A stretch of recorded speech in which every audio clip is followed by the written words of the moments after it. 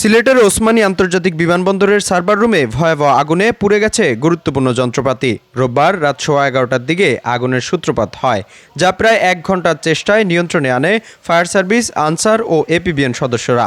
ঘটনায় আহত হয়েছেন অন্তত 7 জন আনসার সদস্য। আসলে এই অনাকাঙ্ক্ষিত ঘটনাটা আগুনের ঘটনাটা ঘটেছে অ্যারাউন্ড 11টা 5-6 মিনিট এবং আগুন লাগার জায়গাটা ছিল সার্ভার রুম। আমাদের ইমিগ্রেশনের একটা সার্ভার রুম থাকে, জানেন যে অনলাইন অ্যাক্টিভিটির কারণে সেই সার্ভার রুমে আগুনটা লেগেছে এবং সেখান থেকে খুব বেশি ছড়াতে পারে নাই।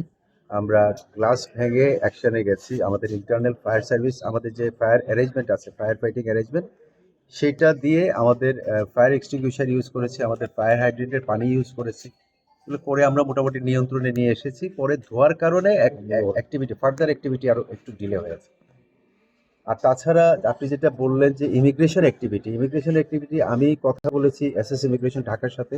এসএস ইমিগ্রেশনের অ্যাডমিন এসএস শাহিন সাহেব, ওনার সাথে কথা বলেছি। উনি আমাকে আশ্বস্ত করেছেন যে আমাদের ইন্টারন্যাশনাল ফ্লাইট অপারেশনে কোনো সমস্যা হবে না, ইমিগ্রেশন অ্যাক্টিভিটিতে কোনো সমস্যা হবে না।